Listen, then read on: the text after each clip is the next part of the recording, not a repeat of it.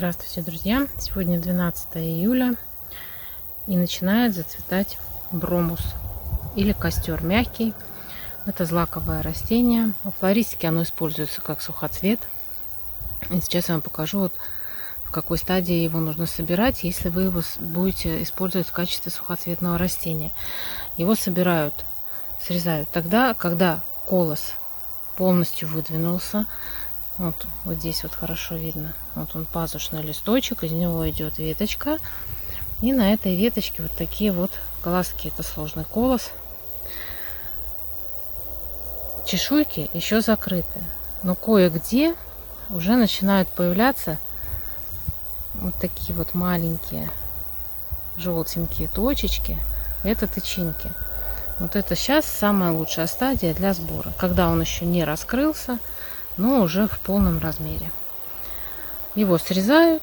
Можно выборочно колоски или всю делянку, но лучше выборочно. Вы тогда соберете самые большие и как раз в той стадии, в которой нужно. А остальные еще будут выходить, и за несколько срезок вы соберете всю вашу полянку, которая вам нужна.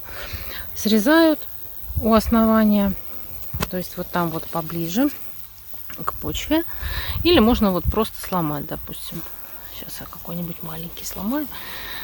Вот по вот этому месту выхода, коленцу этому, оно будет легко надламываться.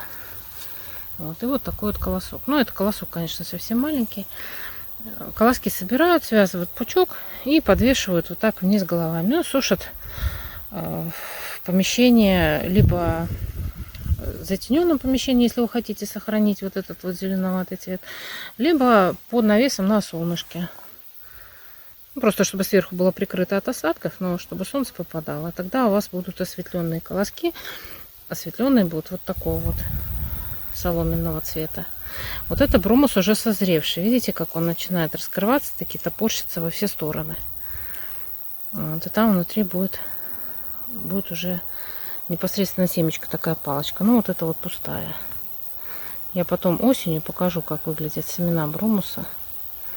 Мусор. Как мусор, как у большинства злаковых растений, вот таких мягких, они выглядят как мусор. У бриза точно так же.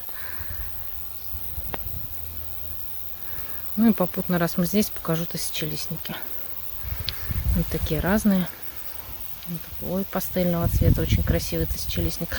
У них нет названия сорта, потому что это семенного размножения. Тут что получилось? Розовое, сиреневое. Вот смотрите, такой вот яркий цветочек. Такой очень насыщенного цвета. А потом он перецветает, выгорает на солнышке и становится вот такой. Вот розовый выгорает почти до белого. И если посмотреть вот так издалека, видно, что они разные по высоте. Ну, вот из этих сеянцев можно отобрать, что нравится, оставить, остальное отнести в компост.